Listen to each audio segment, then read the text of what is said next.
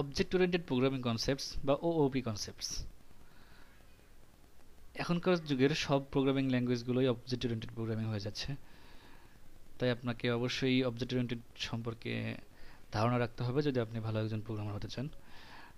আর আমি যেহেতু জাভাস্ক্রিপ্টে এক্সাম্পলগুলো দেবো, জাভাস্ক্রিপ্ট যদিও অবজেক্ট ওরিয়েন্টেড প্রোগ্রামিং ল্যাঙ্গুয়েজ না, এটাকে বলা হয় স্ক্রিপ্টিং ল্যাঙ্গুয়েজ, এটাকে অবজেক্ট ওরিয়েন্টেডও বলা হয় না, এটাকে বলা হয় অবজেক্ট বেসড ল্যাঙ্গুয়েজ। আর এখানে জাভাস্ক্রিপ্টের সব কিছুই অবজেক্ট, যার জন্য আমাদের অবজেক্ট ওরিয়েন্টেড প্রোগ্রামিং সম্পর্কে একটু ধারণা নিলে আমাদের কোডগুলো বুঝতে সুবিধা হবে। তো অবজেক্ট কি? অবজেক্ট হচ্ছে collection of property and behaviour. যেমন ধরেন আপনি একজন হিউম্যান বিইং, আপনি একজন মানুষ, আপনার নাম রহিম, আপনার দুইটি হাত আছে, দুইটি কান আছে, হাতের পাঁচটি আঙ্গুল আছে, এগুলো হচ্ছে আপনার প্রপার্টি। আর বিহেভিয়ার কি? আপনি কথা বলতে পারেন, দৌড়াতে পারেন, কাজ করতে পারেন, এগুলো হচ্ছে আপনার বিহেভিয়ার। আর এগুলোর সমষ্টি হচ্ছে একটা অবজেক্ট। একইভাবে যদি আমরা বলি ক্যাট, ক্যাট একটা অবজেক্ট।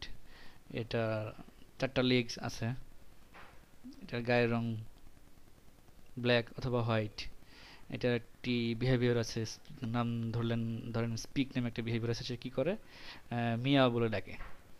এগুলো হচ্ছে স্পিক, এটা হচ্ছে তার বিহেভিয়ার।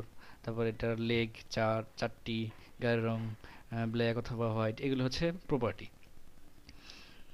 তো আমরা অবজেক্ট ওরিয়েন্টেড কনসেপ্ট কেন জানবো? কারণ হচ্ছে আমাদের যে কোনো অবজেক্টের প্রপার্টি বা বিহেভিয়ার আমাদের দরকার হবে। যেমন আমাদের একটি মাইক্যাট নামে একটি অবজেক্ট আছে, যার গায়ের রং হচ্ছে সাদা। তাহলে আমাদের এটা যদি আমাদের কোনো প্রোগ্রামে কোনো জায়গায় দরকার হয়, তাহলে আমরা কি করব? মাইক্যাট ডট স্কিন কালার বলবো, তাহলে সেটা পাবো। অথবা আমি চাচ্ছি যে ডগ নামে একটি অবজেক্ট আছে, যার স্পিক মেথড কি করে, ঘেউ করে শব্দ করে। তাহলে আমাদের প্রোগ্রামের কোনো জায়গায় যদি ঘেউ শব্দটা দরকার হয়, তাহলে আমরা কি করব? মাই ডগ ডট স্পিক মেথডটা কল করব, তাহলে ঘেউ করে একটা শব্দ হবে। ব্যাপারগুলো হয়তো আপনাদের কাছে আহ, উম, হাস্যকর মনে হচ্ছে, তারপরেও আসলে অবজেক্ট ওরিয়েন্টেড কনসেপ্ট আসলে এরকমই। আরেকটা ব্যাপার বলে রাখি যে ধরেন আপনি অবজেক্টের প্রপার্টিগুলো, মানে ধরেন আপনার একটি হাত আছে, আপনার এটা হচ্ছে আপনার হাত, একটি প্রপার্টি। সে আপনার যে হাতটা আছে সেই প্রপার্টিটা কিন্তু আরেকটি অবজেক্ট হতে পারে। যেমন আমরা বলতে পারি যে আপনার হাতটা আরেকটা অবজেক্ট।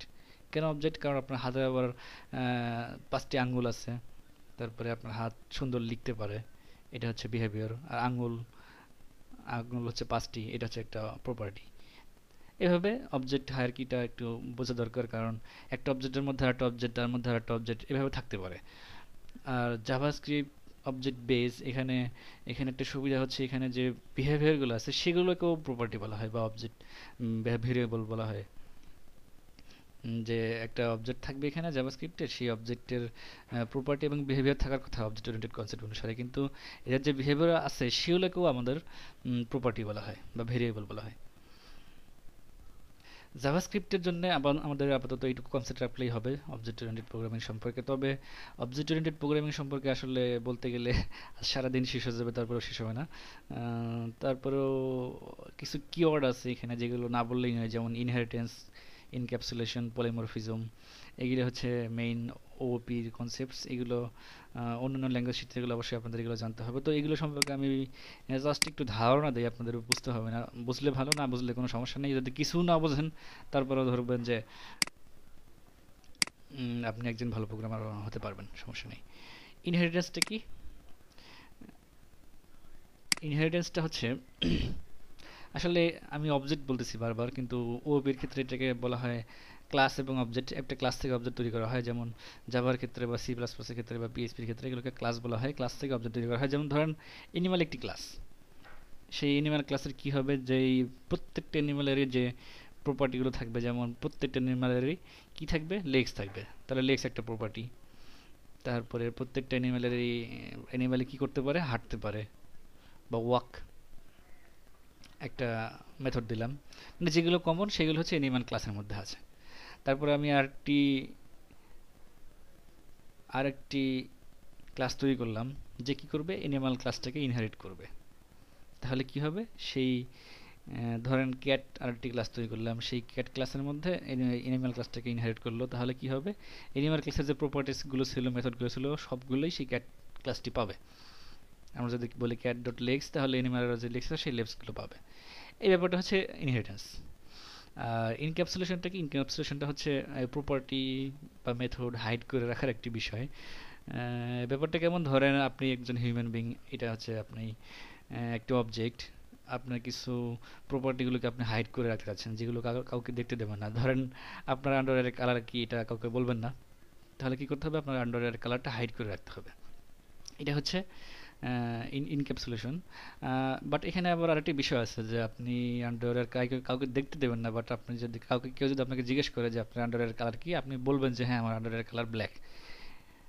তার মানে কি হলো ব্যাপারটা? যে সরাসরি আপনার আন্ডারওয়্যার দেখতে পারলো না, বাট আপনাকে আপনার একটা বিহেভিয়ারের মাধ্যমে সেটা জানতে পারলো। যেমন আপনাকে বলতে বললো যে আপনার আন্ডারওয়্যার কালার কি, আপনি তখন বলে দিলেন যে এইটা, না দেখে আপনার একটা বিহেভিয়ারের মাধ্যমে জানতে পারলো।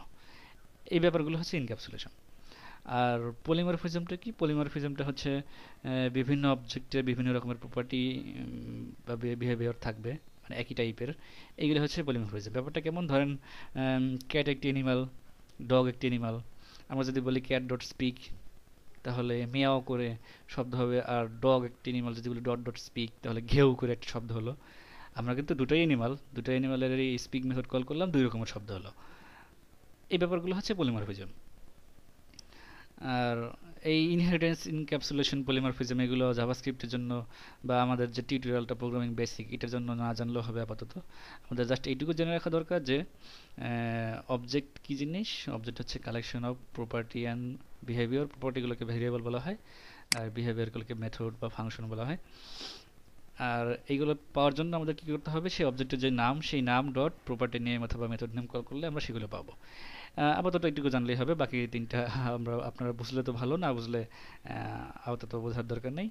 নেক্সট পার্ট থেকে আমরা কোড করা শুরু করে দেবো। আর নেক্সট আপডেটগুলো পাওয়ার জন্য অবশ্যই সাবস্ক্রাইব করবেন। ধন্যবাদ।